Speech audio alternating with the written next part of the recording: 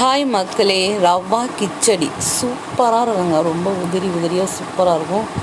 ரவா உப்புமா செஞ்சாலும் இதே மெத்தடில் செஞ்சுருங்க. ஆனால் காய்கறியை மட்டும் நம்ம தவிர்த்திடலாம்.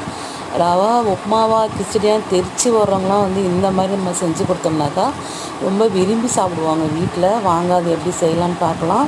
இதுக்கு தேவையான காய்கறிகள் பார்த்திங்கன்னா கேரட்டு, பீன்ஸு, வெங்காயம், தக்காளி, பச்சை மிளகா. நான் எப்படி இந்த கேரட்டையும் இந்த பீன்ஸையும் அரியிறனோ அந்த மாதிரி நீங்கள் அரிஞ்சு எடுத்துக்கோங்க. வீடியோவை கடைசி வரைக்கும் பாருங்கள். அப்போ தான் நான் ஏதாச்சும் சொல்ல விட்டால் கூட இந்த வீடியோவில் உங்களுக்கு கிளியராக தெரியும்.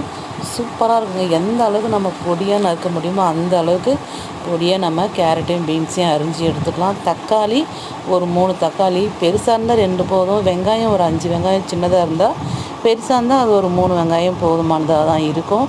வெங்காயத்தை நல்லா கீத்திக்கிட்ட நம்ம அரிஞ்சு எடுத்துக்கிட்டு தக்காளியை நல்லா 4-3 அரிஞ்சிக்கலாம். தக்காளி 2 கட் பண்ணி தக்காளியில் இருக்கிற அந்த மூக்கெல்லாம் நம்ம அரிஞ்சு எடுத்துக்கலாம். அது போட்டு செய்யக்கூடாது. அது செரிமானத்துக்கு ரொம்ப டிஸ்டர்பன்ஸாக இருக்கும். அதனால் அதை நம்ம மூக்கை கட் பண்ணிக்கலாம். இது மாதிரி வெங்காயம் தக்காளியெல்லாம் நம்ம அரிஞ்சு பச்சை மிளகாய் கீரி எடுத்துக்கலாங்க. கடாயில் எண்ணெய் விட்டு ரவையை 1.5 கப் ரவையை நம்ம வறுத்து எடுத்துக்கலாம்.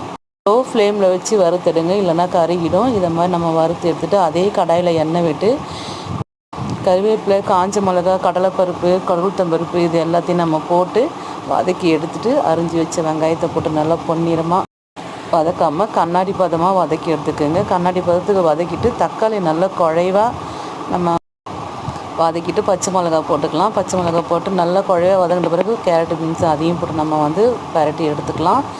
கொஞ்சமாக சாம்பார் பொடி, ஆச்சி சாம்பார் பொடி போடுங்க, சூப்பராக இருக்கும். வதக்கி வச்சு அந்த ரவாவையும் போட்டு நல்லா பரட்டிட்டு நல்லா கொதிக்க வச்சுக்கும்.